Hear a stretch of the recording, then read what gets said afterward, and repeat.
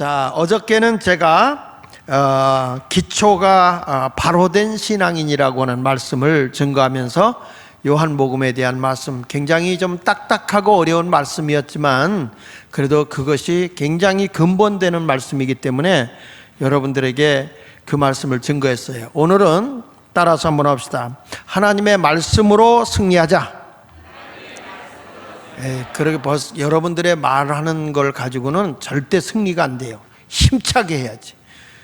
배에다 힘을 주고 따라합시다. 하나님의 말씀으로 승리하자.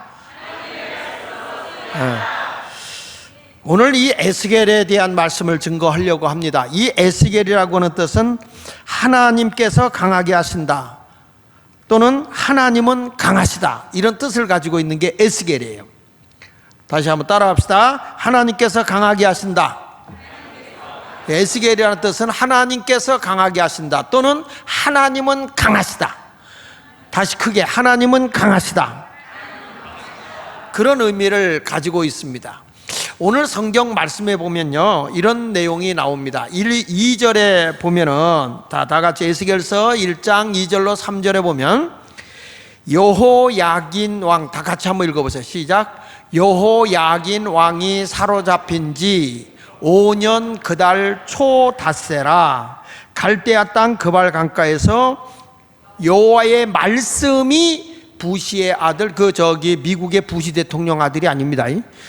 부시의 아들 제사장 나 에스겔에게, 이 예언가죠, 에스겔에게 특별히 임하고, 하나님의 말씀이 에스겔에게 특별히 임하고 여호와의 권능이 바로 내 위에 있었다. 자, 여러분 여기 보면 여호야긴 왕이 사로잡혔다라고 말씀하고 있는데 잠깐 제가 여러분들의 역사적 얘기를 조금 하겠습니다. 오늘 제 내용은 잠깐 얘기하는 것이 열왕기하 18장부터 24장까지 그리고 역대하 32장부터 끝장까지 요 내용을 제가 좀 설명을 해드려야 요 이해가 될 수 있는 것이라서 제가 잠깐 설명을 합니다. 위대한 왕이 하나 있죠. 누구냐면 히스기야 왕이에요. 히스기야 왕. 근데 여러분, 이스라엘 사람들이 그 솔로몬 왕 이후에 나라가 둘로 갈라져서 그 둘로 갈라졌을 때에 그 북이스라엘은 여로보암이 왕이 되고, 그리고 남유다인 예루살렘을 중심으로 해서 나라가 세워진 건 솔로몬의 아들 르호보암에 의해서 세워지는데, 이 유다 백성들의 사고방식 속에 항상 머리 박혀 있는 게 뭐냐면 이스라엘의 전통적인 왕은 다윗의 혈통을 통해서 왕이 태어난다는 거예요. 그래서 북이스라엘은 사마리아 성을 중심으로 이 아수르 나라죠. 아수르 그쪽에 니느웨 성이 있는 아수르 나라 밑에 거기에 이제 그 사마리아 성이라고 하는 거기를 중심으로 해서 북이스라엘이 둘로 갈라지잖아요. 그런데 이 사마리아 성에 있는 거기는 다윗의 혈통이 아니에요. 그래서 성경을 읽다 보면 거기는 그냥 왕이 계속 싸우고 구테타가 일어나고 죽이고 뭐고 해요. 그러나 이 유다 나라는 계속 왕이 누구의 혈통을 이어가냐면 다윗의 혈통을 쭉 이어가요. 그래서 다윗의 혈통의 마지막까지의 왕이 41번째 왕으로 끝이 나요. 그것으로 끝나게 되는데 41번째 왕이 이제 시드기야 왕이 시드기야 왕. 근데 그걸 이해하기 위해서 제가 히스기야 왕부터 얘기하는데, 이스라엘 나라가 계속적으로 어려움을 당하는 게 뭐냐면 우상 숭배하고 자꾸 하나님 말씀을 어기고 죄를 범하는 것 때문에 나라가 멸망했다 회복했다 멸망했다 회복했다 이런 일들이 반복됐거든요. 근데 히스기야가 왕이 되고 난 뒤에 우상을 다 없애버리고 모든 백성이 하나님의 말씀의 법도대로 살고 하나님께 기도하는 백성으로 살아간다 할 때 그 나라가 굉장히 부강한 나라가 되죠. 그래서 히스기야 왕이 병들어 죽게 되었을 때에도 하나님, 내가 다 잘못했어도 한 가지 잘한 것은 그거 보고 날 살려달라고 그러잖아요. 하나님이 가장 이쁘게 본 게 뭐예요? 우상단지 없애버린 거잖아요. 그리고 히스기야 왕이 죽고 난 뒤에 바로 그 뒤를 이어서 그의 아들 므낫세가 왕이 됩니다. 근데 희한한 거는 아버지가 그렇게 훌륭한 왕이 됐는데 므낫세는 하나님 앞에 죄를 범해요. 그 므낫세는 어떻게 하냐면 하나님의 성전 안에다가 거기다가 우상을 세우는 거예요. 성전 안에다가 우상을 세우고 또 저들이 뭘 하냐면은 그 예루살렘 그 성전 방마당에 거기에다가 요즘으로 말하면 창녀촌을 세워요. 아주 죄악이 극심하게 일어나는 일들을 했던 게 므낫세예요. 그래서 성경을 읽다 보면 므낫세의 악행이 그 자손들에게 계속 이어진다고 그랬어요. 그래서 모든 죄악을 얘기할 때면 꼭 끄집어내는 게 므낫세예요. 므낫세. 이 므낫세가 왕을 약 50년에서 53년까지 왕 노릇을 해요. 아주 못된 것도 지긋하게 오래 살아. 하나님이 오래 그렇게 하는 것 같아요. 그러다가 므낫세가 죽고 난 뒤에 아몬이 왕이 되는데 그 아몬이 왕이 되어서 똑같이 자기 아버지하고 똑같이 가는 거예요. 그러니까 그때의 신하들이 아몬을 2년 됐을 때 살해해버려요. 죽이죠. 죽이고 난 뒤에 이어서 아주 훌륭한 왕이 등장하는데 그게 요시야 왕이에요. 요시야 왕. 한번 따라해 봅시다. 요시야. 네. 요시야 왕이 등장하는데 이때 요시야가 몇 살이냐면 8살. 8살의 왕이 되는데 모든 이 유다 백성들이 요시야 왕을 기대하지 않았어요. 왜냐하면 그의 할아버지 므낫세, 그 다음에 그의 아버지 아몬, 이런 사람들이 천하의 못된 짓을 했기 때문에 요시야도 기대를 하지 않았어요. 그러나 다윗의 혈통을 이어서 왕이 돼야 되다 보니까 요시야를 왕으로 세운 거예요. 근데 이 요시야는 모델이 누구냐면 다윗이에요. 다윗. 그래가지고 이 사람이 철저하게 우상을 없애버리고 하나님의 성전을 완전히 리모델링을 해요. 그래서 하나님 중심으로 우상단지 다 부셔버리고 하나님의 말씀대로 저들이 유월절도 지키게 하고 이런 일을 막 하는 거예요. 그러다가 바깥에 이제 어떤 일이 벌어지냐면 이렇게 요시야가 나라를 잘 통치하고 부강한 나라로 가는데 바깥에서 위에 있는 니느웨 성의 그 아수르 나라에 그 옆에 조그맣던 나라인 하나가 바벨론이라는 나라가 일어나서 그 나라를 멸망시켜버려요. 그래가지고 이 사람들이 쫓겨가죠. 자, 그러면서 바벨론이 굉장히 힘을 키워가는 것을 보고 밑에 있던 애굽이 야, 이래가지고는 안 되겠다. 저 이스라엘을 정복해가지고 내려오면 우리까지도 해를 입겠다. 이런 생각을 들어가지고 이 애굽의 왕인 바로 느고가 우리가 저 아수르 나라를 도와야 되겠다. 그래가지고 아수르 나라를 돕기 위해서 이스라엘을 통과해서 아수르 나라를 도우려고 가려고 하는데 그때에 이 요시야 왕이 야, 네가 뭔데 우리나라를 통과해서 가려고 그러냐? 안 된다, 못 간다, 이렇게 얘기를 하는 거야. 그러니까 우린 가야 되겠다 하다가 거기서 요시야하고 이 바로 느고하고 전쟁이 무기또에서 전쟁이 열려요. 그러니까 치열한 전쟁을 하다가 거기서 요시야 왕이 활에 맞아 죽게 됩니다. 그때 요시야 왕의 나이 39.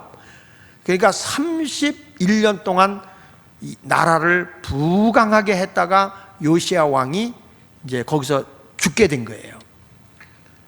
그 요시야 왕이 죽으니까 이 이스라엘 나라에서 요시야 왕의 아들 누구를 왕을 세우게 되냐면 여호아하스를 왕으로 세워요. 자, 그런데 이 바로 느고가 이 아수르 나라를 도우러 가서 막 도와줬는데 별 성과를 못 얻어요. 바벨론을 이기지 못하고 별 성과를 못 먹이고 그냥 내려오다가 보니까 자기들의 말도 안 듣고 요시야 왕의 아들 여호아하스가 왕이 된 거예요. 그래서 너는 우리 이 나라의 왕이 되면 안 돼. 그래가지고 그를 체포를 해가지고 붙잡아가지고 애굽으로 끌고 내려가면서 누구를 왕으로 세우냐면 요아스의 아들 여호야김을 왕으로 세우는 거예요. 그냥 몰라도 그냥 아는 척하는 게 좋아. 여호야김을 왕으로 세워요. 그래가지고 이걸 이제 봉신왕이라고 그래. 다른 나라가 왕을 세워주는 걸 봉신왕이라고 그러는데 이 왕을 세워줬는데 이제 거기다 조공을 애굽에다 이렇게 바치는 거예요. 왠지 이 애굽이라는 나라는 자꾸 이스라엘을 도와주면서 이스라엘이 누구를 맞서겠냐, 바벨론을 맞서서 자기 나라에 그 해를 입지 못하도록 막는 방패 노릇을 하고 있는 것이 바로 이제 이스라엘이다. 그래가지고 여호야김을 이렇게 자꾸 도와요. 그 돕다 보니까 이 바벨론이 자꾸 자기네에게 이 적대가 물고 애굽을 도우니까 여호야김을 그냥 놔두면 안 되겠다. 그래가지고 군사를 거느리고 와서 예루살렘을 에워쌉니다. 예루살렘을 에워싸서 멸망시키려고 하니까 그때에 예루살렘이 함락되기 전에 어떤 일이 벌어지냐면 여호야김이 죽어요. 여호야김이 죽어요.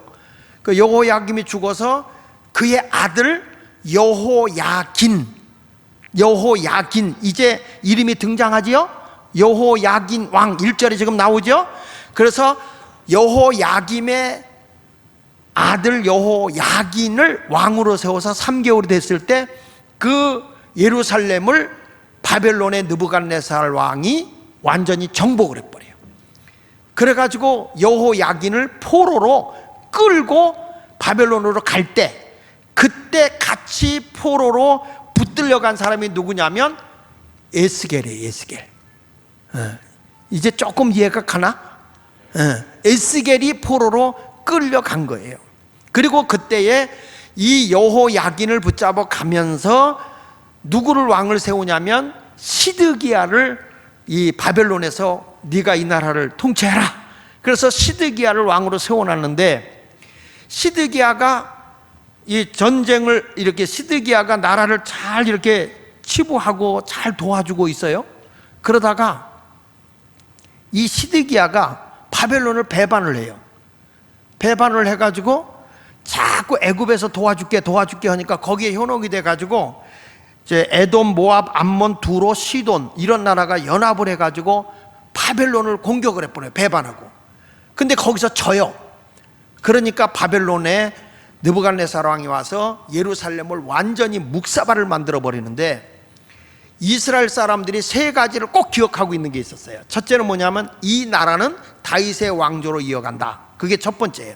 두 번째, 예루살렘 성전은 하나님이 지켜주기 때문에 절대로 멸망하지 않는다. 세 번째, 이 나라의 예루살렘 성벽은 절대로 하나님이 보호해 주셔서 무너지지 않는다. 이것을 철저하게 믿고 있는 사람들이 이스라엘 사람들이에요. 그런데 느부갓네살 왕 때 결국에는 자꾸 이 시드기야가 배반하고 이 바벨론을 거역하는 것 때문에 계속해서 나라가 멸망하게 되죠. 그래서 완전 예루살렘 성도 폐허가 되고 다 모든 것이 다 무너져 버려요. 이게 있기 전에 여러분 예레미야가 계속 얘기하는 게 뭐냐면, 하나님의 뜻은 우리 민족이 바벨론의 포로로 가서 순종하고 사는 것이 하나님의 뜻이다. 우리가 70년 동안 바벨론의 포로가 될 것인데, 그때 하나님이 우리를 거룩한 사람으로 거기서 만들어서 다시 이스라엘을 회복시켜 줄 것이다. 그걸 믿고 기다려라 그러는데 왕들이 말을 안 들은 거예요. 그로 인해서 이스라엘 나라가 완전히 폐허가 된 것이고, 그때에 포로로 끌려간 에스겔은 바벨론에서 예언을 하는 거예요. 거기 있는 붙들려간 포로들 있잖아요. 많은 포로들에게 소망을 주는 게 뭐냐면, 다시금 예루살렘 성전을 우리가 회복하게 될 것이고, 예루살렘 성전을 통해서 마른 뼈들이 다시 큰 군대를 이루게 될 것이고, 그리고 이 성전에서 하나님의 샘물이 흘러넘쳐서 모든 생수의 강이 흘러넘쳐 모든 것이 다 소생하게 되고 살아나게 될 거다. 그리고 성전 회복에 대한 얘기를 계속 강조한 것이 에스겔이에요. 그러니까 에스겔은 바벨론에서 하나님의 뜻을 전하는 사람이었고, 예레미야는 예루살렘 성전 안에서 하나님의 뜻을 전한 사람이 예레미야 선지자예요. 근데 오늘은 제가 어디에서 얘기하는 거냐? 에스겔에 대한 얘기를 하는 거예요. 왜 에스겔에 대한 얘기를 하냐면, 하나님의 성전이 살아나야 모든 민족이 다 살게 된다는 거예요. 우리가 40주년 성전 이렇게 예배를 드리면서 우리 모두가 다시 영이 살아야 교회가 살고, 교회가 사는 것이 나라가 사는 것이고, 가정이 사는 것이고, 모든 이 민족이 살 수 있는 것은 교회가 살아야 되는 겁니다. 역사적으로 볼 때 그런 거예요. 할렐루야. 자, 그러면 여기 다시 와서 봅니다. 여호야긴 왕이 사로잡힌 지 5년 그달 초닷새, 요때 몇 살 때 에스겔이 포로로 끌려가냐면 25살 때 포로로 끌려가요. 25살 때 포로로 끌려가는데 5년이 지났으니까 몇 살일까요? 30살이에요. 이스라엘 사람들은 하나님의 사역을 시작할 때의 시작 나이가 30세거든요. 그 30세에 시작을 하기 시작한 거죠. 자, 이렇게 계속해서 하나님의 일을 해가는데 이때 에스겔이 붙들려간 내용이 이렇게 나와요. 에스겔서 열왕기하 24장 14절부터 보면, 자, 그가 또 예루살렘의 모든 백성과 모든 지도자와 모든 용사 10,000명과 모든 장인과 대장장이를 사로잡아가며 비천한 자 외에는 그 땅에 남은 자가 없었더라.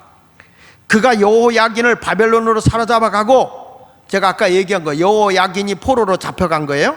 왕의 어머니와 왕의 아내들과 내시들과 나라에 있는 자도 예루살렘에서 바벨론으로 사로잡혀 갔다. 요렇게 갈 때, 요게 2차 포로로 잡혀갈 때인데, 요때 잡혀갔을 때 간 사람이 에스겔이에요. 그리고 여기에 나라를 지금 통치하고 있는 왕이 마지막 왕 누구라고 그랬죠? 시드기야. 원 이름은 마따니아라는 이름인데 그걸 시드기야로 이름을 바뀌어준 거예요. 자, 여러분, 이렇게 이스라엘의 국가적으로 비운을 맞이하고 나라가 다 멸망하고 있는 상황에서 바벨론의 포로로 끌려간 그 자리에서 30살 때 이 하나님의 환상을 보고 이스라엘의 소망을 외치고 있는 선지자가 에스겔이에요. 그래서 오늘 이 말씀을 통해서 우리 모두가 하나님의 소망을 회복하는 거룩한 시간이 되기를 축복합니다. 자, 여기 첫 번째 보니까 우리가 하나님의 소망을 얻는데 어떤 일이 이루어졌냐. 첫째, 따라합시다. 하늘이 열려야, 크게 하세요. 하늘이 열려야 하나님을 소망하게 된다. 첫째가 하나님을 우리가 영안이 열려야 돼요. 하나님 나라의 하늘문이 열려져야만 하나님을 소망할 수 있다는 거예요. 자, 1절에 이렇게 말합니다. 1절 시작. 30째 해 넷째 달 초닷새에 내가 그발 강가라는 것은 바벨론의 강가입니다. 거기에 사로잡힌 자 중에 있을 때에 뭐가 열리며? 하늘이 열리며 하나님의 모습이 내게 보였다는 거예요. 여러분, 에스겔은요 지금 영안이 열린 거예요. 영안이 열린 거야. 그래서 지금 여기 보세요. 하늘이 열려서 하나님의 모습을 보고 있는 게 에스겔이에요.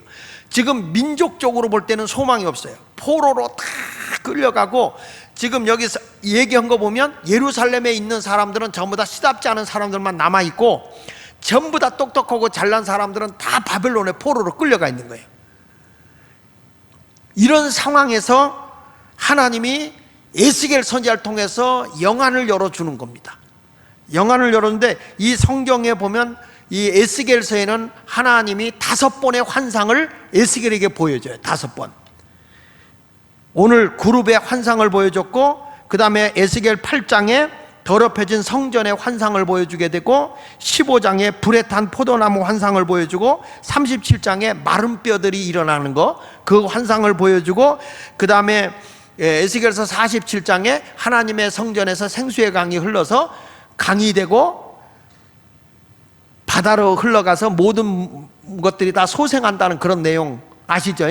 일천척을 증량하니 발목에 올라오고 무릎에 올라오고 허리에 올라오고 물이 창이라요 헤엄할 물이더라. 기억나시죠? 이런 환상을 5번을 보여주는데, 이 내용이 전부 다 뭐냐면, 너희가 포로로 있지만 지금 너에게 희망도 없고 꿈도 인권도 없고 나라도 없는 국력도 없고 아무것도 없어도 실망하지 마라. 내가 때가 되면 너희가 거룩한 사람이 되어 있을 때 거룩한 구루토기를 통해서 내가 이스라엘을 다시 회복하게 될 것이다. 예레미야 선지자 때 하나님이 환상으로 보여준 거잖아요. 뭐냐면 무화과에 잘 먹을 만한 무화과의 그릇이 있고 하나는 먹지 못할 무화과가 있는데, 예루살렘에 있는 사람들은 부패되고 썩어서 하나님이 먹을 수 없는 무화과와 같은 존재, 쓸모없는 존재지만 바벨론에서 70년 동안 내가 너희를 훈련시키고 연단시켜서 내가 아주 맛있게 먹을 만한 무화과 같이 아주 충실한 너희들을 내가 거기서 빚을 거다. 거룩한 사람을 만들 거다. 하나님의 거룩한 백성을 세울 것이다. 이것을 예언해 줬거든요. 그러니까 여러분, 실질적으로 이 바벨론의 포로로 붙들려간 사람들에게 하나님의 메시지로 저들을 거룩한 삶을 살아가도록 인도해 주는 게 에스겔 선지자거든요. 여러분, 신앙생활하면서 우리가 앞뒤 좌우를 봐도 망망하고 어찌해야 될지 모를 때 소망이 없는 사람은 절망하게 돼요. 그런데 우리가 기도하고 영안이 열려서 하나님의 세계를 보잖아요. 그러면 환경을 뛰어넘을 수가 있어요. 막 기뻐 뛰며 주님을 찬양할 수 있게 되는 거거든요. 여러분 보십시오. 스데반 집사가 돌에 맞아 죽게 됐어요. 그런데 그의 모습이 천사의 모습과 같았다고 그랬잖아요. 그럼 왜 그랬냐면 스데반 집사가 돌로 때려 죽이려고 하는, 예수를 증거했다는 것 때문에 때려 죽이려고 하는 사람들을 보고 있는 게 아니라 그가 영안이 열려서 하늘을 보고 있어요. 저 천국을 보고 있는 거야. 사도행전 7장 56절 보십시오. 다 같이 읽어봅니다. 시작. 말하되 보라, 하늘이 열리고 인자가 하나님 우편에 서신 것을 보노라. 지금의 환경을 보고 있는 게 아니라 저 하나님의 나라 삼층천을 보고 있는 거예요. 우리는 지금의 환경을 보지 마십시오. 지금의 힘들다 어렵다 그거 보지 말고 하나님이 우리에게 주는 소망의 세계를 볼 수 있는 영안이 열려지기를 바랍니다. 오늘 기도할 때 주여, 내가 기도할 때 육적인 생각, 육적인 눈, 육적인 귀, 육적인 입만 가지고 살지 않게 하여 주시고 영이 열려져서 하나님의 나라의 세계를 보게 하여 주옵소서. 할렐루야. 그래서 부모로부터 얻어진 생명이 뭐라고 그랬죠? 어저께 설교했잖아. 부모로부터 주어진 자연의 생명이 뭐라고 그랬어요? 비오스라고 그랬어요. 그러니까 이 영의 세계를 모르는 사람은, 거듭나지 않은 사람은 오직 비오스, 거기서 나온 게 바이오라고 그랬어요. 그러니까 육적인 것만 많이 가지면 할렐루야야. 육적인 것만 많이 취하면 나는 잘됐다. 이건 비오스의 육적인 삶을 살아가는 사람이에요. 그러니까 예수를 믿는다고 하면서도 아직도 우리는 거듭나지 않은 삶을 살아가니까 땅에서 뭐를 얻어야 행복한 것이고 땅의 것이 잘 돼야 내가 성공했다 생각하고 있으면서 조금만 땅의 것이 안 되면 난 저주받아서 난 안 돼, 그리고 실망하고 좌절하는 사람은 이건 아직도 육에 속한 자예요. 그래서 육으로 난 것은 육인 거예요. 근데 영으로 난 것은 영이라고 그랬잖아요. 그래서 새로운 우리 예수를 믿음으로써 얻어지는 생명은 뭐라고 그랬죠? 거듭난 생명이 뭐라고 그랬어요? 조회, J-O-E, 조회. 그러니까 내가 거듭난 생명을 가진 사람은 하늘의 것을 보고 산단 말이에요. 믿으시면 아멘. 지금 여기 에스겔이 영안이 열려서 저 하나님 나라를, 세계를 보고 하늘의 것에 대한 소망을 외치고 있는 것은 영의 생명, 조회의 복음을 전하는 거예요. 교회 안에도 보면 육적인 것만 전하고 육으로 잘 되는 거, 육으로 출세하는 복음만 전한다면 그거는 아직도 비오스의 복음에 멈춰 있는 거지 영적인 복음이 아닌 거예요. 왜 교회 성도들이 땅의 것에 취해서 살아가고 있고 땅의 것만을 붙들고 있느냐면 아직도 우리가 거듭남의 삶을 살지 않고 있기 때문에 그런 거예요. 교회 와서 세례받고 직분을 받아도 교회 안 다니는 사람이 얼마나 많아요. 이게 어저께 캐톨릭에서는 냉담신자다 이렇게 얘기한다. 냉담신자, 완전히 냉장고 안에 갇혀 있는 거예요. 믿는 게 아니에요. 살아있는 그리스도인이 돼야지. 믿으시기 바랍니다. 그러니까 스데반 집사도 보세요. 육적으로는 불행한 거야.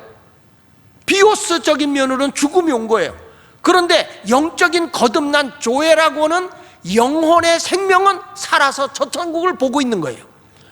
우리의 신앙은 영의 것이 살아 움직여야 된다는 거죠. 부흥회는 왜 합니까? 우리가 이 40년 부흥회는 뭘 위해서 합니까? 육의 것 잘 되자고 하는 거 아닙니다.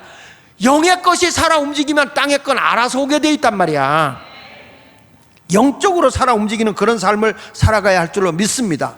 여러분, 스데반 집사가 돌에 맞아 죽었습니다. 그 사람이 저주받았다고 그리스도인들이 많은 사람 아무도 없어요. 우리 지금도 그 사람 저주받았다 하지 않아요.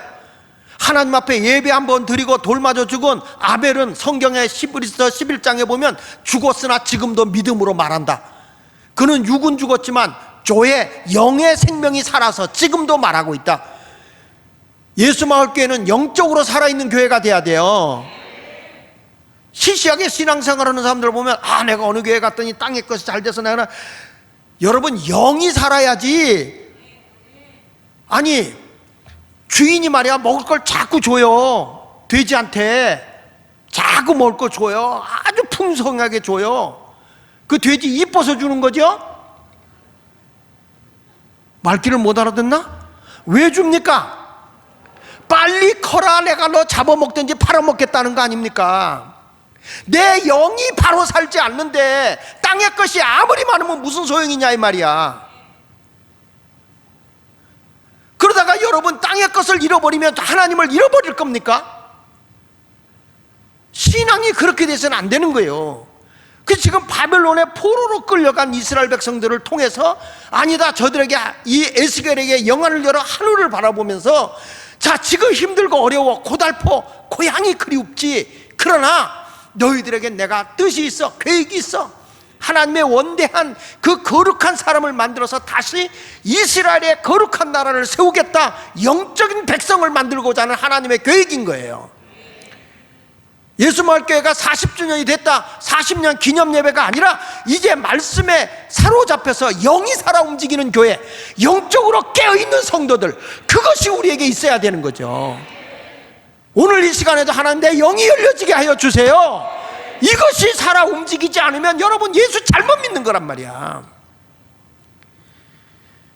내가 예수를 몇십 년을 믿은 분이야. 어저께도 제가 얘기했잖아요. 한국의 기독교가, 우리 기독교가 아펜젤라와 언더우드를 통해서 들어온 게 1885년 부활주일에 들어왔는데 지금 135년 됐다고요. 135년 된 지금에 와서 보면 지금 교회가 영이 살아 움직이는 게 아니라, 영이 살아 꿈틀대는 게 아니라 제도가 꿈틀거리고 앉았고 정치가 놀아나고 앉았고 하나님의 복음이 막 폭발적으로 살아 움직이는 것이 아니라 이상한 것들이 교회 안에 판을 치고 있으니까 기가 막힌 거란 말이에요. 내 집은 만민이 기도하는 집이라으면 기도가 움직여야 되고, 기도 소리가 터져 나와야 되고, 찬송 소리가 터져 나와야 되고, 모이기에 힘써서 아멘이 터져 나오고 하나님 앞에 마음 놓고 찬양하며 주의 영광을 드러내야 되는 거란 말이에요. 이게 예수 믿는 건데 아직도 하늘이 열리지 아니하고 있으니까 땅의 것만 바라보고 있는 거죠. 영이 살지 않았는데 여러분 땅의 것 잘 된다, 좋아하지 마라. 먼저 영이 살아야 되는 거예요. 영이. 땅의 것은 하나님이 줄 수도 있고 안 줄 수도 있지. 이왕이면 주면 하나님의 영광을 위해서 더 좋은 것이고, 그러나 영이 살면 나머지는 알아서 오는데 뭐 이렇게 기가 막히게 있어요. 여러분 우리가 알듯이 이사야 선지자도 요시야 왕이 죽었을 때, 우시야 왕이 죽었을 때 나라가 위급했어요. 그 위급하니까 그 하나님 앞에 막 기도한다고, 나라를 위해서 다급하니까 그 기도하는데 영안이 열리는 거예요. 성경을 보겠습니다. 이사야서 6장 1절로 3절에 보니까 우시야 왕이 죽던 해 내가 먼저 주께서 높이 들린 보좌에 앉으셨는데 그의 옷자락은 성전에 가득하였고, 지금 우시야 왕이 죽었던 해에 여기 보면 이사야 선지자가 기도하다 보니까 영안이 열린 거예요. 영안이 열려 보니까 하나님의 성전에 하나님의 옷자락이 가득하더라. 하나님이 임재하고 계시는 거죠. 예수 마을교회에 사람의 소리가 들리면 안 돼. 사람의 그 어떤 것이 지배하는 게 아니라 하나님의 임재하심이 가득해야 되는 거예요. 교회는 하나님의 신적인 요소가 살아 움직여야 되는 것이지, 제발 에덴 동산에도 사람의 소리도 있었고 마귀의 음성도 있었고 하나님의 음성도 있었어. 그런데 사람의 소리와 마귀의 소리를 들었을 땐 실패한 거예요. 하나님의 음성을 들어야지. 교회 와서 누구의 음성을 들으냐? 하나님의 음성을 들으라고. 목사의 말을 들으라는 것도 아니야. 장로님의 말을 들으라는 것도 아니야. 집사의 말을 들으라는 것도 아니야. 교회는 하나님의 말씀을 듣고 나가야 되는 거예요. 그러니까 여러분 우리가 말씀에 붙들려 살아야 우리 하나님의 능력을 경험하는 것이라고요. 여기 보십시오. 높이 들린 보좌 앉은데 그의 옷자락이 성전에 가득하였고 스랍들이 모시고 서 있다는 거예요. 천사가 보호하고 있어요. 각기 6날개에 있어 그 둘로는 자기 얼굴을 가리고 둘로는 그 발을 가리고 그들은 날며 서로 불러 이르되 거룩하다 거룩하다 거룩하다 만군의 여호와여 그 영광이 온 땅에 충만하도다. 하나님의 영광이 거룩하다 거룩하다 거룩하다는 성부 성자 성령 삼위일체 하나님을 찬양하는 거예요. 삼위일체 하나님을 찬양하는데 삼위일체 되신 하나님이 영광이 교회에 가득 차고 말이에요. 이 땅에 하나님의 영광으로 충만한 거예요. 죄악으로 충만한 게 아니라 하나님의 영광으로 충만한 거죠. 교회는요 하나님의 영이 임재해야 되는 거예요. 그거 외에는 없다. 그거 외에는. 여러분 이스라엘 백성들이 하나님 앞에 온전히 예배를 드려도 우리가 영이 살아있지 못하고 전부 다 자기 이권에 있을 때 하나님께서 가증되게 예배 드리는 그런 교회를 보고 문 닫아버리라고 그러잖아. 말라기 1장 10절을 보십시오. 만군의 여호와가 이르노라 너희가 내 제단에 헛되이 불살하지 못하게 하기 위하여 너희 중에 성전문을 닫을 자가 있었으면 좋겠도다. 왜 그래요? 내가 너희를 기뻐하지 않으면 너희가 손으로 드리는 것도 내 받지 않는다. 왜 그렇습니까? 사람이 육적으로 존재하고 있지 영이 살아 움직이지 않는 거예요. 이런 교회는 차라리 문 닫아버리라는 거예요. 하나님의 영광을 위해 사는 게 아니라 어쩌면 전부 다 거기서 자기 중심으로 신앙생활을 하는 거예요. 그러니까 여러분 말라기에 보면 이스라엘 백성이 복을 받아야 되는데 말라기 제일 끝에 나오는 것이 너희가 여호와께 돌아오지 않으면서 내가 땅을 저주했다. 마지막에 나오는 단어가 저주잖아요. 말라기서 마지막으로 나오는 단어가 하나님을 영화롭게 해야 돼요. 하나님을. 교회도요 예배가 살아 움직여야 되고 그 다음에 우리가 뭘로 살았냐? 하나님을 신뢰하는 믿음으로 살아야 돼. 믿습니까? 백부장이 말이죠 자기 하인이 병들었어. 근데 예수님이 가서 고쳐줄게 그랬더니 예수님 오실 거 없어요. 말씀만 해주세요. 말씀만. 무슨 말씀을 하든지 나도 군인인데 내 밑에 있는 사람은 허락하면 하고 가라 그러면 갑니다. 말씀만 하세요. 내가 어떤 말씀이든 순종할게요. 뭐죠? 말씀에 자기는 묶여 산다는 거예요. 백부장이. 그러니까 뭐라고 그래요? 율법을 이미 알고 말씀을 알고 있는 이스라엘 백성에서도 이만한 믿음을 가진 사람을 보지 못했다. 그러면서 내 믿음이 믿음대로 될지어다. 따라합시다. 이스라엘 백성에서도 이만한 믿음을 보지 못했다. 마태복음 8장 10절에 하는 말씀이에요. 예수께서 말씀만 해달라고 하니까 마태복음 8장 10절에 예수께서 들으시고 놀랍게 여겨 따르는 자들에게 이르시되 내가 진실로 너희에게 이르노니 이스라엘 중에 아무에게도 이만한 믿음을 보지 못했다는 거예요. 그러니까 주님이 뭘 보는 거예요? 하나님을 내가 얼마나 신뢰하느냐. 그거 보고 내가 열어준다는 거잖아요. 건강도 열어주고 여러분의 필요한 것도 열어준다는 거 아닙니까? 우리가 기도하면서 영의 세계가 열려지고 말씀이 들어지면 그걸 믿음으로 행하세요. 행하세요. 말씀만 하시옵소서. 내가 그대로 살겠습니다. 그 하나님이 역사해 주실 줄로 믿습니다. 여기 오늘 본문에도 보십시오. 에스겔서 1장 3절에 뭐라고 나옵니까? 갈대아 땅 그발 강가에서 여호와의 말씀이 누구에게 임했다고요? 부시 아들 제사장 나 에스겔에게 특별히 임했다는 거예요. 하나님의 말씀이 자기에게 임했다는 거죠. 에스겔이 뭐 영적인 체험을 해가지고 하늘의 모든 권세를 받다 그런 간증하고 자랑하는 게 아니라 하나님의 말씀이 내게 전해졌는데 그것은 뭐냐? 바벨론을 향하여 소망의 복음을 외치라는 거예요. 희망의 복음을 외치라는 거예요. 40년을 보내면서 저도 그렇고 우리 모두도 타성해졌기가 쉬워요.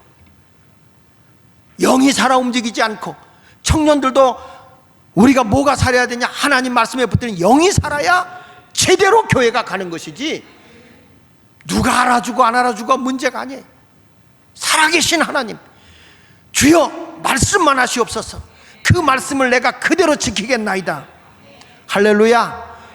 오늘 이 시간 여러분 기도하면서 주여 영의 귀가 열려지게 하소서, 영의 눈이 열려지게 하소서, 영의 입이 열려지게 하여 주시옵소서 하고 여러분 모두가 오늘 전심으로 열려지기를 위해 기도하시기를 축원합니다.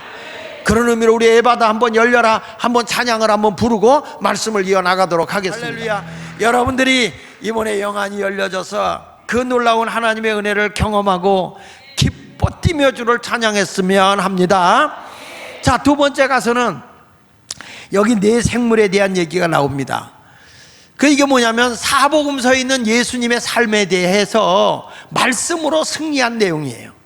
그래서 말씀으로 이번 설교 제목이 말씀으로 승리하자.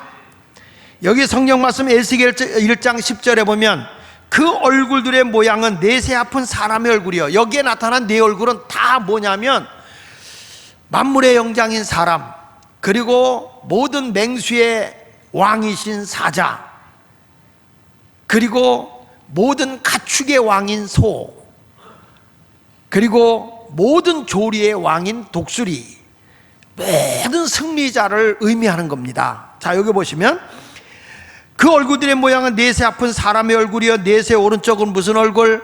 사자의 얼굴이요, 넷의 왼쪽은 소의 얼굴이요, 넷의 뒤는 독수리의 얼굴입니다. 이 내용이 에스겔에게 보여줬던 이 내용이 사도 요한에게도 보여졌죠. 요한계시록 4장 7절에 보면 같이 한번 읽어보겠습니다. 시작. 그 첫째 생물은 사자 같고 그 둘째 생물은 송아지 같고 그 셋째 생물은 얼굴이 사람 같고 그 넷째 생물은 날아가는 독수리 같았다. 이렇게 말하고 있어요. 여러분, 이것이 뭘까?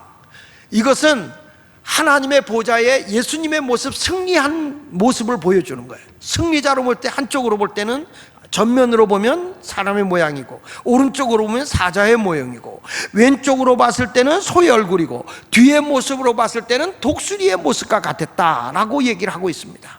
이것은 승리자의 모습을 얘기하는 건데, 이것은 많은 성서학자들에 의해서 보면 이건 뭘 얘기하는 거냐? 바로 사복음을 의미한다는 거예요. 사복음. 그래서 뭐냐면 오른쪽에 있는 사자의 얼굴은 맹수의 왕 아닙니까? 그러니까 예수님이 어떤 분이었냐? 그러면 유대인의 왕이었다는 거예요. 왕으로 오신 밀림의 왕, 사자. 그래서 예수님이 마태복음을 우리는 사자의 복음이라고 얘기를 하는 거예요. 예수님이 마태복음에서 어떤 분으로 오시냐면, 예수님이 출생했을 때 동방박사가 예루살렘 성에 들어가서 유대인으로 왕으로 나신 이가 어디 계시뇨? 이렇게 묻죠. 예수님은 어떤 분으로 오셨느냐? 왕으로 오신 겁니다. 마태복음 2장 2절에 보니까 유대인으로 와신 이가 어디 계시뇨? 우리가 동방에서 그의 보혈을 보고 그에게 경배하러 왔노라. 그래서 그 마구간에 계신 예수님에게 황금과 몰약과 유향을 드려가면서 왕으로서 추앙을 하는 모습이 나와요. 예수님은 이 땅에 마태복음에 나타나 있는 사자의 모습으로 오셔서 우리에게 강조하는 것은 뭐냐면, 왕은 세상을 통치하는 자란 말이에요. 그렇다면 우리가 예수님을 따라가는 그리스도인이라고 한다면 마태복음의 핵심을 우리가 딱 잡아야 되는데, 무엇을 우리가 승리해야 되냐면, 마태복음의 핵심의 메시지가 마태복음 16장 15절로 19절의 말씀이에요. 이르시되 너희는 나를 누구로 하느냐? 시몬 베드로가 대답하여 이르시되 다 같이 주는 그리스도시요 살아계신 하나님의 아들이라는 신앙의 고백을 해요.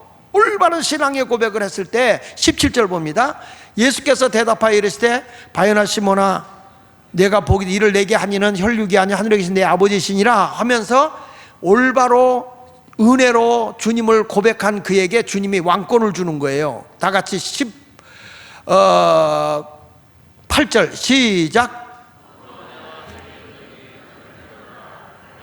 내가 이 반석 위에 내 교회를 세우리니 뭐라고 그랬어요? 왕이 말이죠. 자기 나라가 정복당하면 안 되잖아요. 하나님의 나라가 이 땅에 세우려고 하면 음부의 권세, 죄악의 권세가 세상을 정복하면 안 돼요.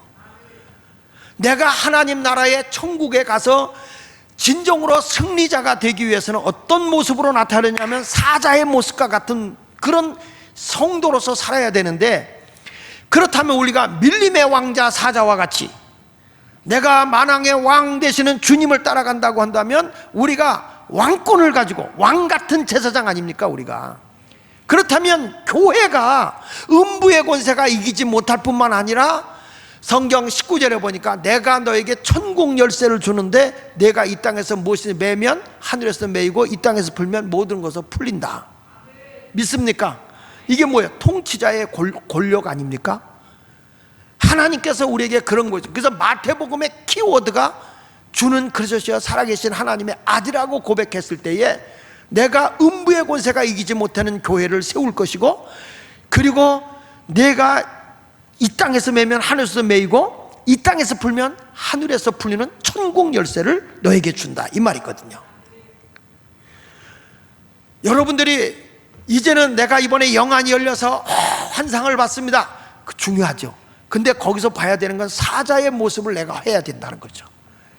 그것은 뭐냐면 영권을 가지고 세상의 죄악과 싸워 이겨나가는 자가 돼야 된다는 거예요. 이것을 우리에게 메시지로 던져주고 있는 거예요. 지금 하나님께서 이 에스겔 선지자를 통해서 보여주고 있는 환상이, 이 백성들이 바벨론의 포로로 끌려온 이 백성들은 이 마태복음에 나타나 있는 것처럼 음부의 권세가 이기지 못하도록 이곳에서 세속에 물들지 말고 우상에 물들지 말고 하나님의 진리로 천국 열쇠를 가지고 우리가 이 세상을 이기고 나가자, 죄악을 이기고 나가자, 그런 메시지를 던져주고 있는 거예요. 여러분, 우리 교회도 그런 교회가 됐으면 좋겠어요.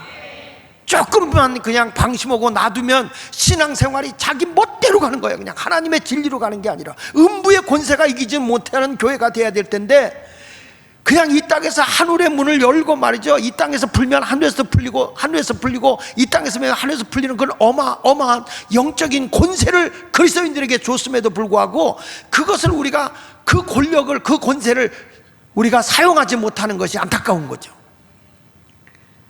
여러분 모두도 사자의 복음, 마태복음을 움켜쥐는 성도가 되시기를 축원합니다. 두 번째는 소의 얼굴이 나와요. 소의 얼굴. 소의 얼굴은 뭐냐면, 이 소의 얼굴을 소의 복음이라고, 송아지 복음이라고 하는데, 이것은 마가복음을 얘기합니다. 마가복음. 이 마가복음은 예수님이 어떤 분으로 오셨냐면, 따라합시다. 섬김에, 크게 하세요. 섬김에 희생제물로 오신 예수님. 예. 마태복음은 만왕의 왕으로 오신 예수님이에요. 유대인의 왕으로 오신 예수님이야. 통치자로 오신 분이란 말이에요. 그런데 마가복음은 예수님이 어떤 분으로 오냐면 종으로, 사람의 모양을 하고 종으로 오셔서 그저 섬기다가 십자가의 제물이 돼서 돌아가신 거예요. 송아지가, 소가 축덕 주인을 위해서 섬기고 일하다가 결국엔 죽어서 주인에게 아주 그냥 꼬랑지까지도 다 줘.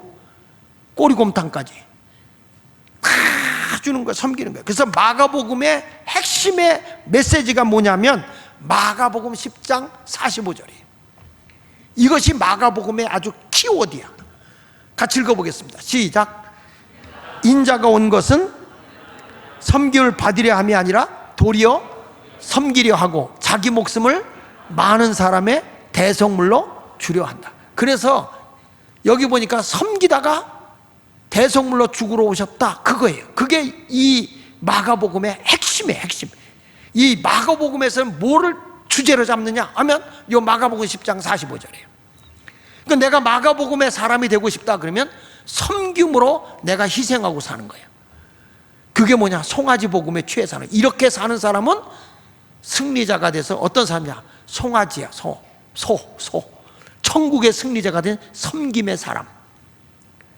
영 아멘이 시원찮구만. 섬김의 사람이 되시길 바랍니다. 예?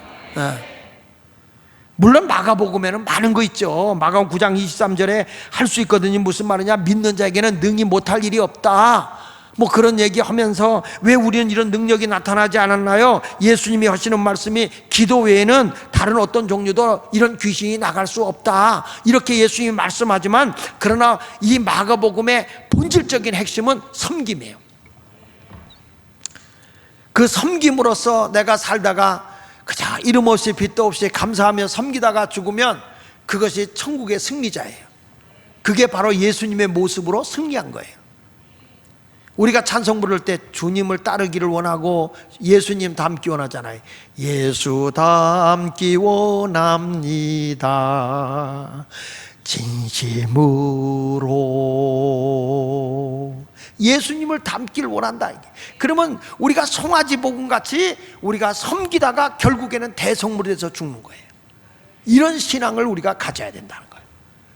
그래서 사복음서를 얘기할 때 그 다음에 뭐가 나오냐면 사람의 얼굴이에요. 사람의 얼굴. 사람의 얼굴은 어디를 얘기하냐면 이거는 누가복음을 얘기하는 거예요. 누가복음. 누가복음은 어떤 분으로 예수님 오셨죠? 사람의 모양으로 오셨다. 그래서 누가복음에서 제일 많이 쓰는 단어가 인자, 사람의 아들, 사람의 모습으로 이 세상에 오셨다는 거죠. 그래서 누가복음에는 예수님이 배고파하는 것도 있고 울기도 하시고 다 사람과 똑같은 모습을 보여주는 거죠. 이방인을 전도하기 위해서 사람의 모양으로 이 땅에 오셔서 예수님이 막 기도할 때도 땀방울이 핏방울대로 기도하셨다. 그 예수님은 이 세상에 그런 오셨는데 어떤 모습으로 왔냐? 사람의 모습으로 왔다. 사람으로 모습으로 뭐 하려고? 영혼을 구원하려고. 누가복음의 키워드는, 누가복음의 핵심의 복음은 누가복음 19장 10절입니다. 누가복음 10장 10절을 같이 한번 읽어보세요. 이게 누가복음 그러면 이거를 여러분 딱 집어야 돼. 주제로 잡아야 돼. 시작. 인자가 온 것. 인자가 뭐라고 그랬죠? 인자, 사람 인자, 아들 자자 뭐예요? 사람의 아들이다 이 말이야. 사람의 아들, 사람의 모양으로 오신 거예요. 온 것은 잃어버린 자를 찾아 뭐 하려고?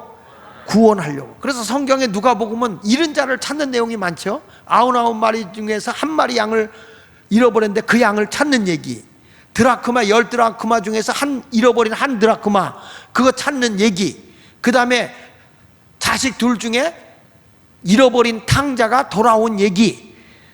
이것은 전부 다 하나같이 사람의 모양으로 오셔서 사람을 찾으시는 모습을 얘기하고 있어요. 그것은 영혼을 구원하고자 하는 거예요. 이 에스겔서나 이 요한계시록에서 말씀하고 있는 네 가지 형상은 하나같이 영적 승리의 복음을 얘기하는 거예요. 여러분, 하나님의 말씀을 듣고 그냥 잃어버리고 흘려버리지 말고, 아, 마태복음은 유대인의 왕으로 오신, 만왕의 왕으로 오신 예수님을 말씀하는 거구나.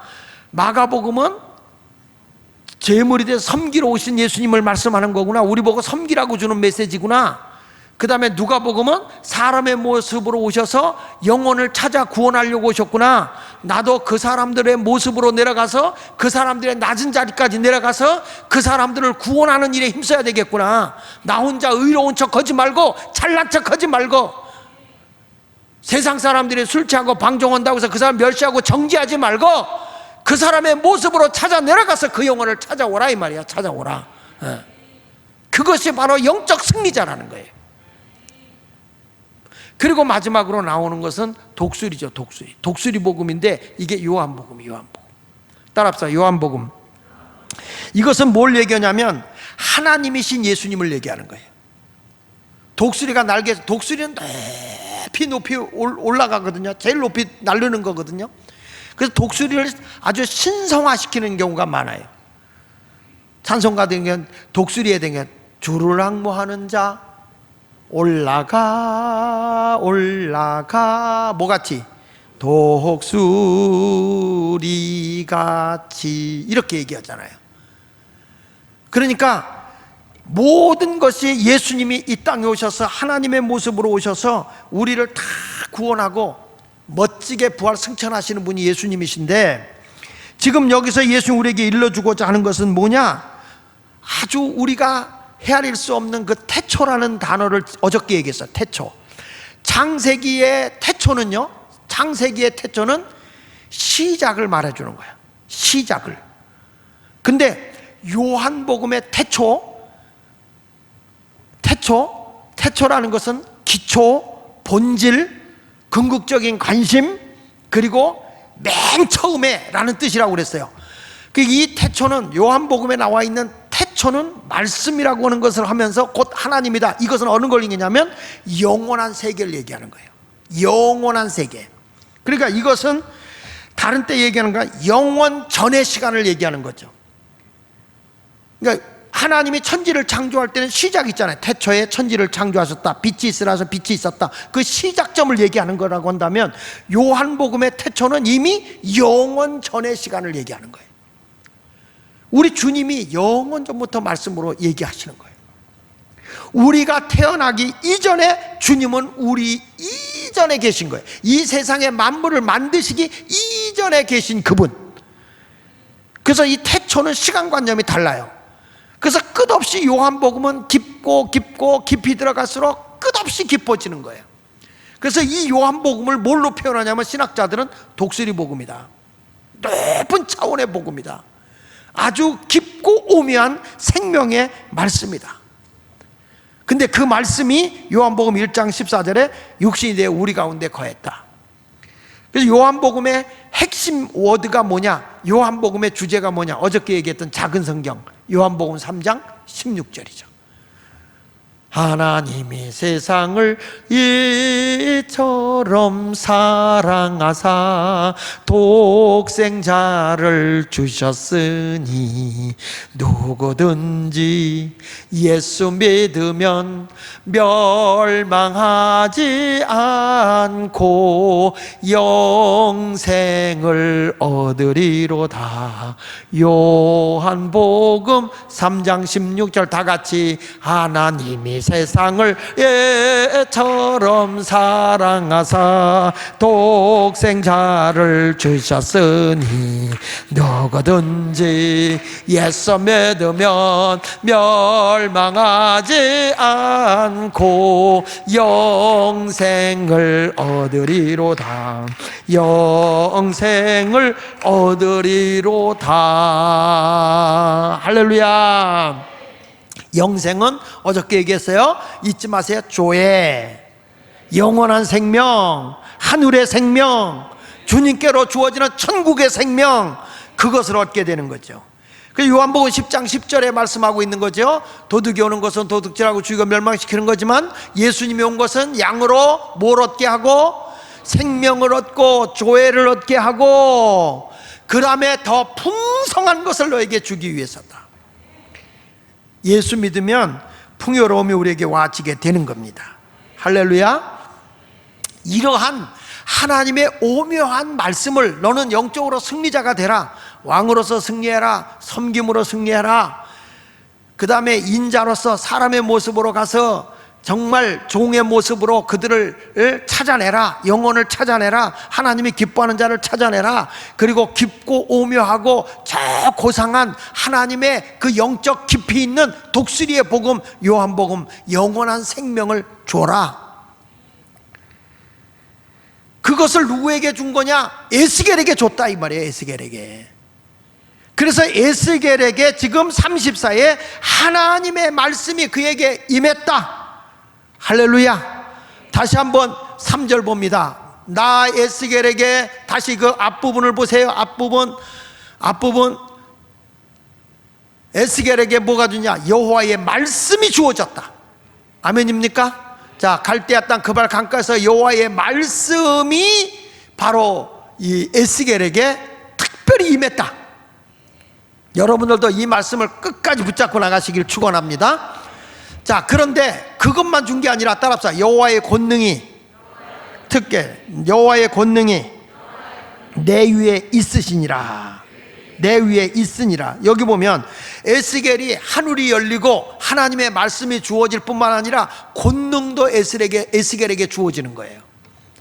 하나님의 말씀이 무엇으로 나타나느냐? 능력으로 나타나는 거예요. 할렐루야.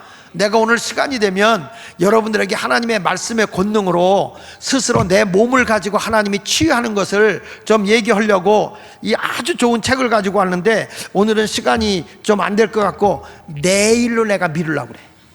내일 치유하면서 다 같이 한번 스스로 하나님의 역사를 경험하는 시간을 내일 가질 거예요. 그러니까 안 와도 괜찮아. 건강한 사람은 안 와도 돼. 근데 내일 오면 수지 맞아. 좀 나도 뜸 좀 드리려고. 그 말씀 치료법이에요. 말씀 치료법. 로고스 테라피. 하나님의 말씀으로 우리를 치료해 주는. 어떻게 치료할 거냐? 기대하시라.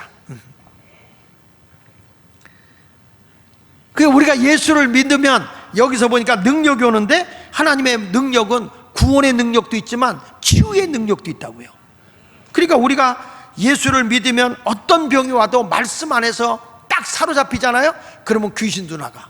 말씀이 딱 사로잡히는 순간에 귀신이 떠나가요. 귀신만 떠나가는 게 아니라 여러분도 모르게 위장병이 낫고 내 우울증이 사라져버리고 가정의 복잡한 문제들이 다 예수 안에서 해결되는 거예요. 지금도 제가 기억나는 게, 제가 신학교 다닐 때 불광동에 우국기도원이라고 있었거든. 근데 그때 저희 작은아버님과 그때 삼순 선교회 부흥 강사들 내놓으라고 하는 강다리 목사님, 김진환 목사님, 뭐 하여튼 우리 한국의 30대 부흥 강사들이 그때 막 한국을 휩쓸고 있을 때야. 근데 그 삼순 선교회 부흥회 하는 곳에 이제 저는 그분들의 은혜를 받고 싶어서, 그분들의 능력을 받고 싶어서 북을 들고 이제 그 우국기도원에 들어간 거죠. 북도 큰 거 하나 메고 그렇게 하는 거예요. 요즘 전도사님들은 양반이야 이런 데 있으니까 그렇지, 제가 전도사 때만 해도 금호제일교회에서 내가 전도사 할 때만 해도 북치고 돌아다니며 골목길 돌아다니며 애들 노방전도했어. 그 애들이 쭉 따라옵니다. 엄청 따라옵니다. 그럼 교회로 데리고 오는 거지. 교회 와서 하고 예수 전하고 그러고 나 내 애들이 또 집 잃어버렸다고 우는 애들이 있어. 그냥 얘들이 그거 궁궁궁궁 치는 바람에 오는데 요즘 애들은 그거 쳐도 안 올 거예요. 근데 그때는 북쳐도 대단한 거예요. 북쳐도. 근데 이렇게 해서 전도하고 그럴 때인데 북을 들고 거기를 갔죠. 갔는데 그때는 어떤 말을 해도 다 아멘이야. 요즘 교인들하고는 좀 달라요. 어떤 말씀 들어도 아멘 아멘 올 때야. 앞에 앉은 한 사람이 피골이 상접한 분이 앉아 있는데 그냥 기운이 없으니까 설교 시간에 이렇게 졸아 자꾸. 그러면 졸면 저처럼 그냥 내버려 두면 되잖아요. 사랑하는 자에게 잠을 준다 그랬으니까. 그런데 강사들이 그때 졸면 막 욕을 해요. 막 욕을 해. 예? 여기까지 와서 자꾸 자빠졌다고 그러고 막 그냥 욕을 해. 미안해. 그때는요 성령 안 받아도 얼굴 뜨거워져. 막 그렇게 면박을 주는 거예요. 그러면 눈을 땡그랗게 뜨거든요. 근데 목사님이 그때 뭘 그렇게 못 먹어서 바짝 말라가지고 말이야 기운도 못 차려가지고 그렇게 픽픽 졸고 있어. 아니 피죽도 못 먹었냐? 그러면서 지금도 기억나요. 밥 한 그릇이나 시컷 먹고 뒤져라 그랬더니 아니 밥 한 그릇 먹고 뒤지래? 그러면 우리 같으면 시험 들 거 아니야? 이 사람 말이야 그 앞에서 아멘 하고 무릎 꿇고 일어나더니 아멘 하는 거야. 그냥 강사님이 거기에 기가 꺾여서 웃고 말더라고. 이 양반아 밥 한 그릇 시컷 먹고 죽으라고 하는데 뭐 그렇게 아멘하고 달려드냐 그랬더니 목사님 제가 소화가 안 돼가지고요 이 미움도 제대로 못 먹을 정도로 속이 아파서 있는데 내 평생 소원이 뭔지 아냐고. 밥 한 그릇 먹고 죽는 게 소원이라고. 그런데 오늘 강사님이 밥 한 그릇 먹고 뒤지라고 그랬으니 얼마나 내게 축복인 줄 아냐고. 그래서 아멘 했다는 거예요. 근데 놀라운 거는 그 다음 시간에 강사님이 이제 얘기를 하는 거예요. 그 말을 하고 나서 아멘 하니까 그러면 믿음으로 지금부터 가서 처먹어 그런 거예요. 목사들이 왜 그렇게 말하는지 몰라. 물론 처먹어가 나쁜 건 아니야. 간장 처먹고 소금 처먹고 뭐 하니까. 근데 그랬는데 이분이 아멘 그래. 그러더니 그날 가서 진짜 밥을 시켜 먹는데 밥 한 그릇 먹고 소화가 되는 거야. 이분이 좋아가지고 목사님 밥 한 그릇 먹고 처먹고 뒤지라 그랬는데 안 죽었다고.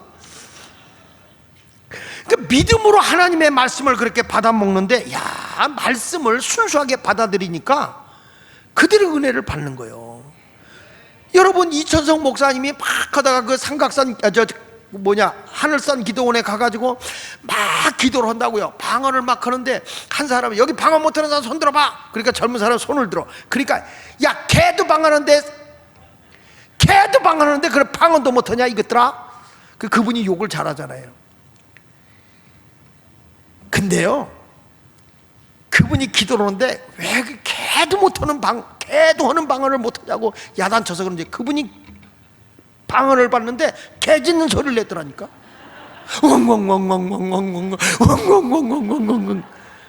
그냥 어떤 말씀이 떨어져도 그 말씀을 아멘으로 받아들이니까 은혜가 되는데 요즘에는 그렇게 했다가는 인격 모독에다가 뭐 돌렸다가 뭐 난리가 나겠죠. 난리가 나겠지. 근데 여전히 지금도 그때 이천성 목사님에게 이렇게 은혜 받았던 사람들은 지금도 그렇게 말이 걸어요. 근데 여러분 하나님의 말씀은요 왜 그렇게 부흥 강사들이 자신 있게 얘기하냐면 말씀을 받아들이는데 그 말씀이 치유의 능력이 있어. 우리를 영혼을 구원해주는 생명을 주는 능력도 있지만 우리의 몸의 병도 치유하는 능력이 있고요. 그리고 말씀은 뭘 주는지 아십니까? 희망을 줘요. 절대 하나님 말씀 받아들이는 사람이 절망하는 사람 없습니다. 하나님의 말씀은 뭐냐? 희망을 만들어내는 영양제예요. 영양제. 따라합시다. 하나님의 말씀은 희망을 만들어내는 영양제다. 왜냐? 믿음은 들음에서 나고 들음은 그래서 말씀으로 나니까. 그러니까 믿음이 뭐예요? 바라는 것들의 실상이요 보지 못하는 것을 증거라고 그랬으니 희망이 안 생기는 게 이상하지.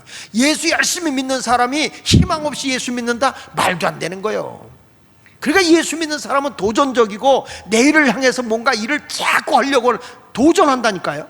이게 그리스도인의 자세인 거예요. 능력 있는 자가 되시기를 바랍니다. 그리고 어저께도 말씀했지만 하나님의 말씀 뭘로 나타내냐? 따라서 변화의 능력을 준다. 따라서 변화시키는 능력이 있다. 그러니까 하나님의 말씀이 제대로 가면 지역도 바꾸고 심령도 바꾸고 생활도 바꾸고. 그러니까 우리 교인들도 보면 알코올 중독자도 변화되고, 그렇죠? 막 성격이 거칠고 난폭한 사람도 예수 안에서 변화가 되어지고. 우리 남자분들 그런 얘기 저한테 자주 하더라고요. 친구들 만나면 난 네가 예수 믿을 줄 몰랐어. 난 네가 예수 믿는다는 거에 대해서 이해가 안 된다고. 제가 책을 썼을 때, 책을 써가 교재를 써서 내놓으니까 우리 형님이 공학 박사잖아요. 형님이 저한테 이런 얘기를 하는 거예요. 난 네가 책 쓰는 거에 대해서 이해가 안 된다 그래요. 그래서 내가 그랬어요. 형, 나도 이해가 안 돼. 내가 도봉지방 연합집회 가는데 하나님 앞에 기도하면서 차를 몰고 갔어. 뭐라고 몰고 갔는데, 기도하면서 가면서 하나님, 왜 책은 전부 다 지식적으로 말씀을 가르치는데 삶을 변화시키는, 생활을 변화시키는 말씀이 없어요? 생활을 변화시키는 교재가 나왔으면 좋겠어요. 근데 그러고 가는데 주님이 야, 네가 써라. 네가 써라. 주님, 나 편지도 잘 못 써요. 내가 어떻게 써요? 근데 하나님의 강권에서 그 지방에 집회하고 와서 밤에 우리 집 사람인데 집에서 밤새도록 쓰고 붕해를 가는 거예요. 그리고 갔다 와서 또 쓰고 일주일 만에 진짜 그리스도인이 되라, 그 책을 낸 거예요. 근데 내가 봐도 우리 집 사람도 그럽니다. 그때 그 책 요거 나중 거는 이제 진짜 그리스도인은 좀 바꾼 거잖아요. 손 좀 봐준 거예요. 우리 교육자들이 봐준 건데, 진짜 그리스도인이 되라는 건 내가 진짜 순수하게 다 썼거든. 그 책이 너무 좋다는 거예요, 우리 집 사람은. 근데 그것을 보면서 내 자신이 뭘 깨닫냐면, 하나님의 감동을 주니까 그게 이해가 되지. 내가 다시 쓰려면 못 써. 안 돼. 여러분들도 어떤 일을 할 때 성령이 충만해 서면 하나님이 이루시게 되는 걸 믿으시면 아멘 하시기 바랍니다. 할렐루야. 오늘도 말씀을 정리하고 또 정리하고 또 정리하는데 눈알이 빠지는 것 같이 아프더라고. 그래도 이 말씀이 여러분에게 능력으로 막 왔으면 좋겠다는 기도하는 마음으로 썼으니까 아멘으로 받아들이는 사람에게 모든 것이 열려졌으면 좋겠어요. 열립시다. 아까부터 에바다 한번 부르고 이제 준비됐지? 예. 자, 여러분, 내 얼굴은 사복음을 의미한다고 그랬어요. 그 속에 담겨있는 하나님 말씀인데, 그런데 이 내 얼굴만 있는 게 아니고 에스겔서 1장 8절에 보니까 그들애가 각각 내 얼굴과 뭐가 있어요? 에스겔서 1장 6절에 보니까 내 생물의 얼굴과 뭐가 있어요? 내 날개가 있어 거기에. 그런데 1장 9절에 보면 날개는 다 서로 연하였으며 연결되어 있으며 갈 때는 돌이키지 아니고 일제히 앞으로 곧게 행하고 있다는 거예요. 자, 이 복음의 능력이 나타나는데 이 날개가 넷이 있는데 다 연결되어 있다는 거예요. 이게 뭘 의미하는 거냐 하는 거죠. 여러분, 우리가 하나님의 복음은요, 반드시 날개를 달고 이 날개를 어디든지 역사하는 모습인 거예요. 활동적인 것을 날개라고 그러거든요. 그러면 우리가 네 가지를 꼭 가지고 있어야 돼. 말씀에는 네 가지의 날개를 달고 있어야 되는데, 첫째, 믿음이요. 믿음. 그런데 그 믿음에 연하여 있는 게 뭐냐면 역사요. 믿음의 역사. 이게 뭐냐? 믿음은 행함이다. 믿음은 행동이다. 아멘. 자, 성경 데살로니가전서 1장 3절에도 보니까 너희 믿음의 역사와 이렇게 말해요. 믿음의 역사. 그러면 이게 무슨 얘기냐? 야고보서 2장 22절에 보면 이렇게 말합니다. 내가 보거니와 믿음이 그의 행함과 함께 일하고. 믿음은 행동이요. 입술로만 믿습니다 믿습니다 하면 이건 연결되지 않은 신앙이라는 거예요. 믿음은 행함이 있어서 그 행함과 함께 일하고, 행함이 있을 때 믿음이 어떻게 되는 거다? 온전해지는 거다. 여러분, 날개가 날개짓 못하면 그건 날개가 아닌 거예요. 날개가 날개짓을 해서 날아야 되는 거예요. 역동성이 있어야 된다는 거예요. 노아에게 주님이 야 방주를 쳐라, 주님의 말씀이 떨어졌어요. 근데 날개가 없어, 믿음의 역사가 없어. 그러면 방주를 짓겠어 안 짓겠어요? 안 짖지요. 우리가 아무리 하나님의 말씀을 많이 들으면 뭐해? 날개가 없는데. 그러면 그 날개가 없는데 어떻게 하나님의 역사를 할 수 있겠습니까? 그러니까 믿음은 반드시 행동이 따라오는 거예요. 예수님께서 비유로 말씀하실 때 강도 만난 사마리아 사람에게, 강도 만난 청년에게 선한 사마리아 사람이 그를 싸매어 줬어요. 제사장이나 레위 사람도 그냥 지나갔지만 선한 사마리아 사람이 그를 싸매어 줬죠. 누가 이 강도 만난 자의 진정한 이웃이냐 그랬을 때 선을 베푼 자라고 그랬어요. 너도 이와 같이 하라. 너도 이와 같이 하라. 아무리 내가 하나님 말씀을 많이 하고 십계명을 지켰다고 내가 자랑하지만 아니야. 누가 강도 만난 자의 이웃이냐? 선을 행하는 자다. 믿음은 역사야. 믿음은 행동이요. 아무리 하나님 말씀 많이 먹여주면 뭐합니까? 행동이 안 나는데, 순종이 안 따라오는데. 그래서 이 날개짓을 해야 된다고. 예수마을교회 40주년 됐다. 40년 됐는데 그 교회가 어떤 역사가 일어나고 있느냐, 믿음이 어떻게 행동으로 나타나고 있느냐, 이것이 중요한 거예요. 그 다음에 두 번째 날개짓이 뭐냐면 데살로니가서 1장 3절에 보니까 사랑의 수고. 따라합시다. 사랑의 수고. 사랑에 연결된 게 뭐냐? 수고예요. 사랑을 하면 수고를 하게 돼 있는 거예요. 여자분들도 시집 가기 전까지는 밥 한 번도 안 한 사람도 있어.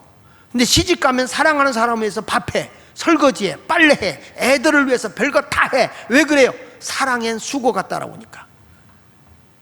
교요? 맞습니까? 내가 주님의 교회를 사랑해. 주님의 교회를 사랑하면 교회를 위한 수고가 있어야 사랑이지. 입술로 교회 사랑해요? 아무 수고가 없는데 무슨 사랑을 하냐는 거죠. 수고가 없는 사랑이 어디 있어요?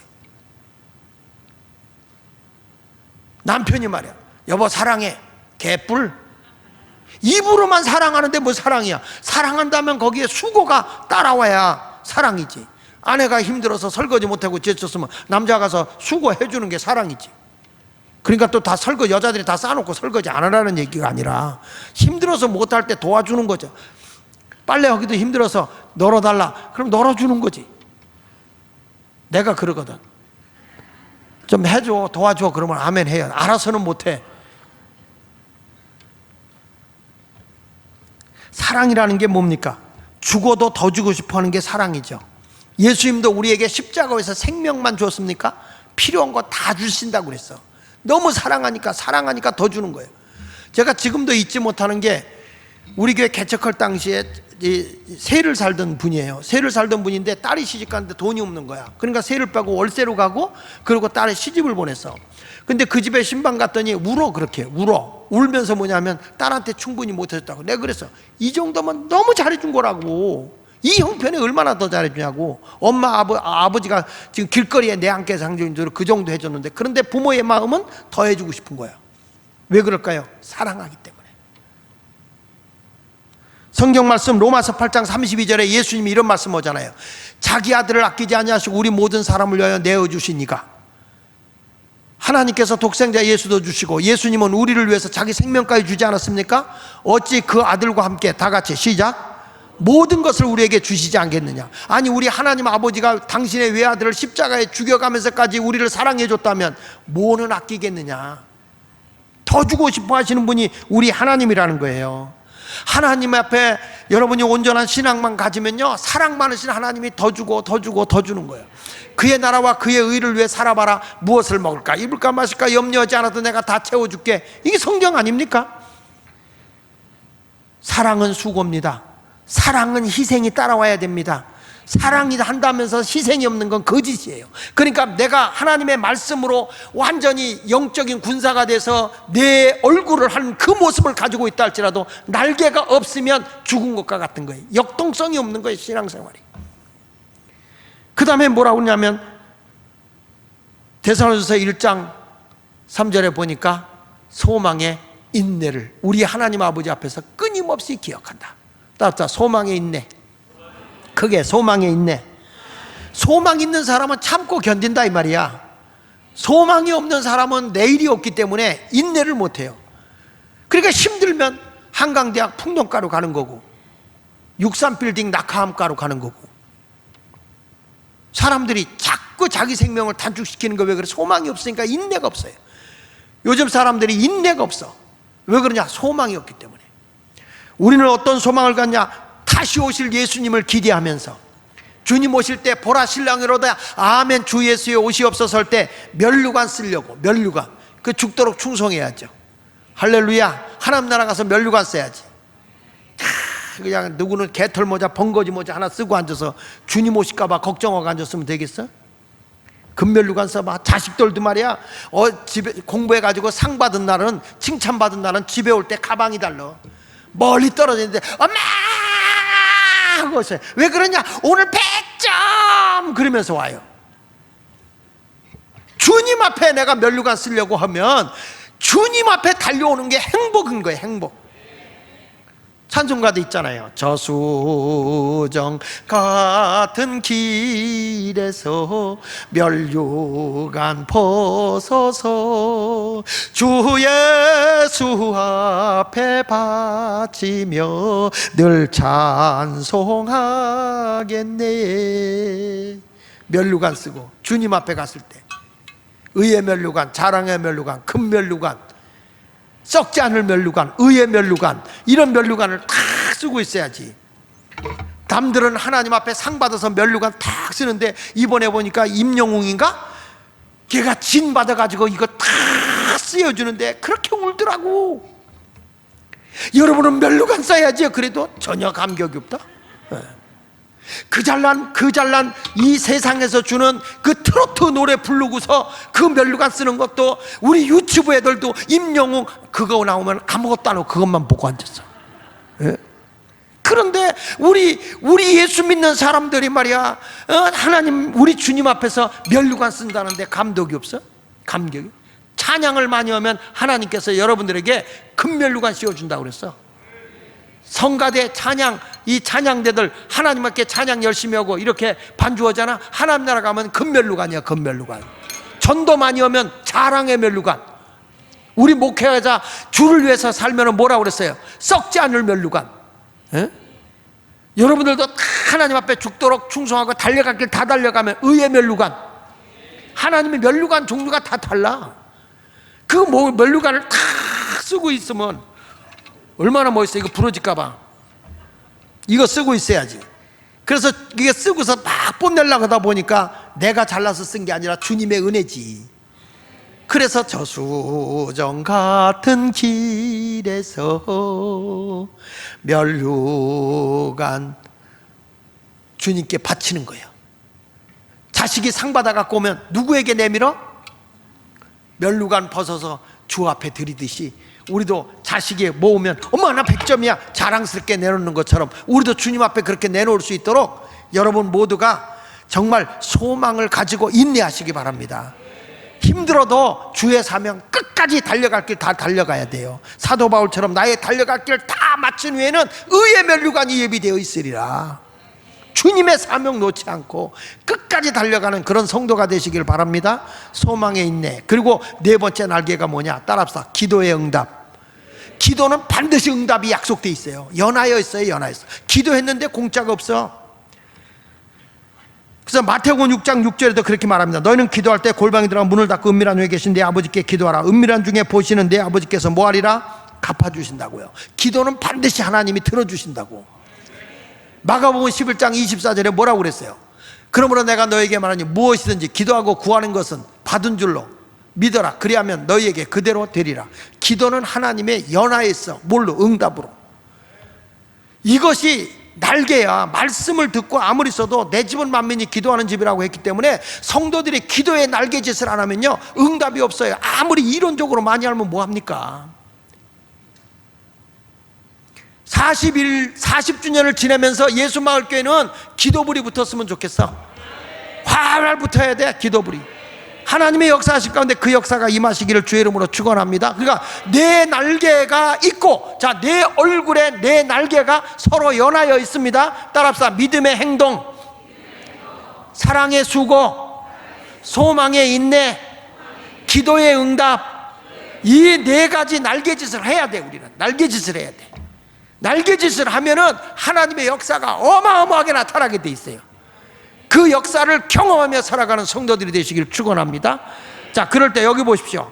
그런데 그렇게 가다가 보면 모든 게 일사천리로 되면 좋겠는데, 에스겔서 1장 7절에 보니까 이런 말이에요. 그들의 다리는 곧은 다리요. 근데 거기 보니까 다리가 있어. 곧은 다리. 그 다음에 그들의 발바닥은 무슨 발바닥? 송아지 발바닥 같은데 광면 구리같이 빛나고 있어. 자, 여기에 곧은 다리는 뭐냐? 따라하세요. 좌절하지 않는 다리. 크게 좌절하지 않는 다리. 지쳐 쓰러지지 않는 다리. 걸어가도 멈추지 않는 다리.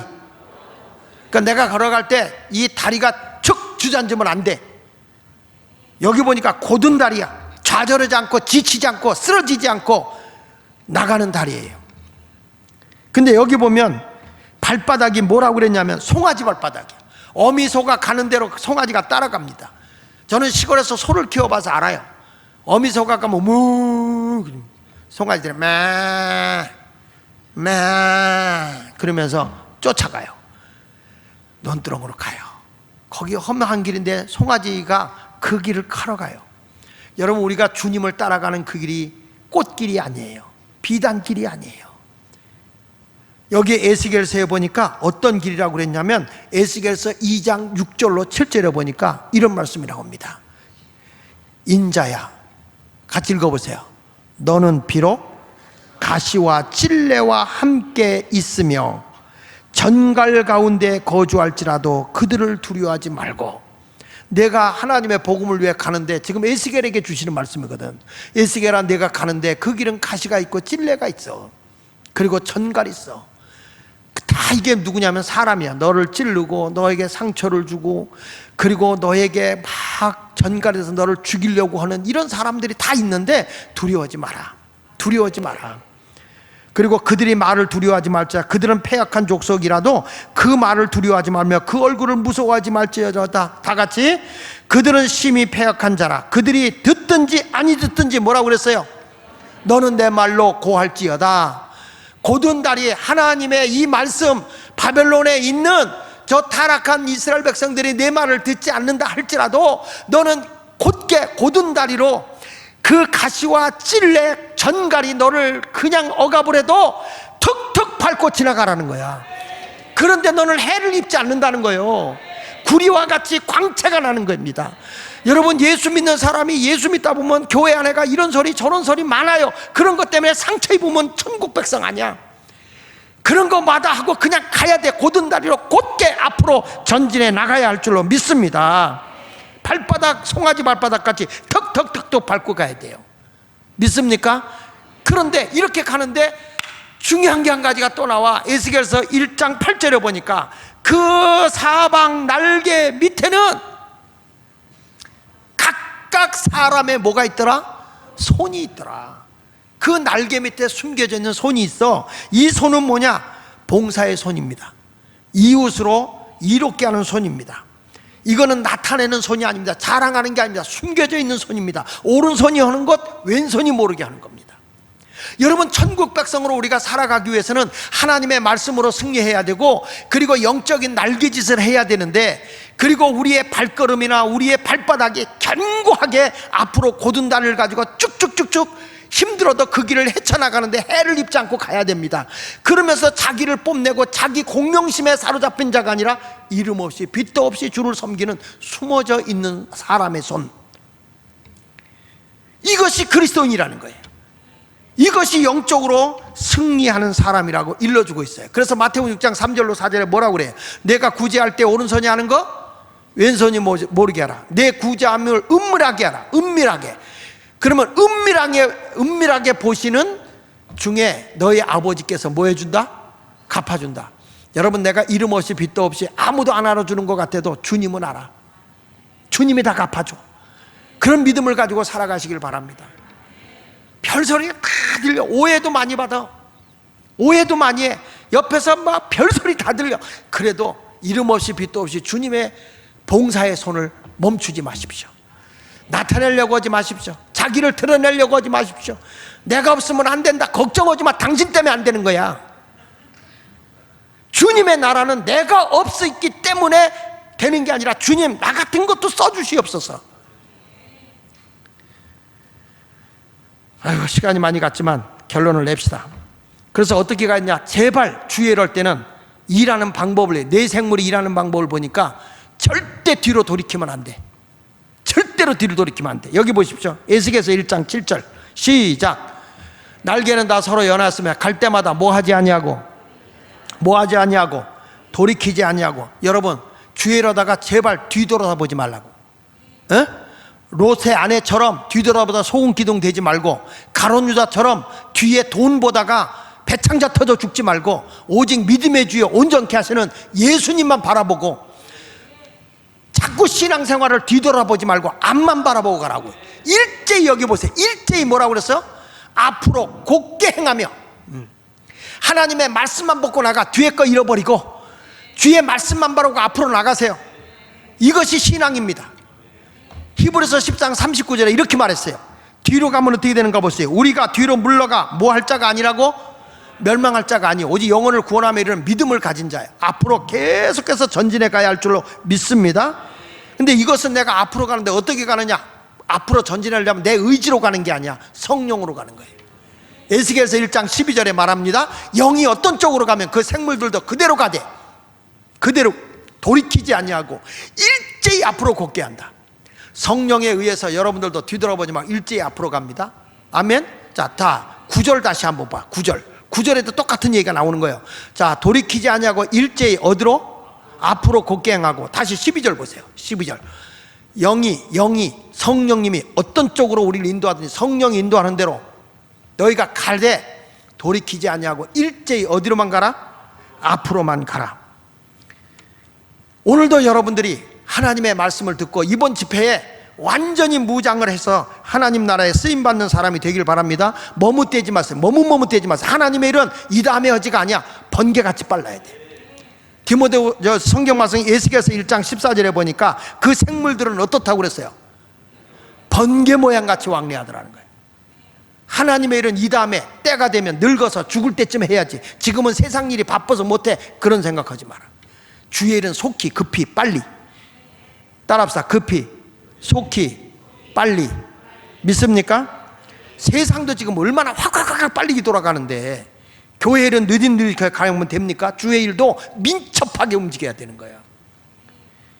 기회 지나가기 전에 주님의 일을 열심히 잘하는 그런 그리스도인으로 살아가시길 주의 이름으로 축원합니다. 할렐루야. 그러니까 앞으로 곧게 빨리 주의라는 성도가 되시길 바랍니다. 다 잃어버려도 오늘 내 생물은 알고 내 얼굴 아셨죠? 내 날개 알지요? 그리고 주의 일은 상처 입지 말고 그냥 곧은 앞으로 곧게 곧은 다리를 가지고 척척 밟고 누가 뭐래도 똥개야 짖어라 기차는 달린다 가는 거예요. KTX 타고 가는데 누가 짖는다고 중간에 내리겠습니까? 싸우든 말든 내 목적지까지 가는 거지. 주님을 향해서 그 목적을 가지고 나가는 여러분이 되시길 바랍니다. 주의 일은 이 다음에 할 거예요? 바로 해야 돼. 다시 주의 일은 이 다음에 몇 년 뒤에 할 거예요? 지금 바로 해야 돼. 바로 해야 돼. 바로. 하나님의 일은 머뭇대지 마세요. 즉시 급해요. 바빠요. 얼마 안 남았어. 주의 영광을 위해 힘쓰는 여러분이 되시길 예수 이름으로 축원을 드립니다. 할렐루야. 너무 길게 해서 미안합니다. 내일은 좀 짧게 할게요. 다만 오늘 말씀을 분명히 알고 말씀 속에 승리하는 여러분이 되시기를 바랍니다.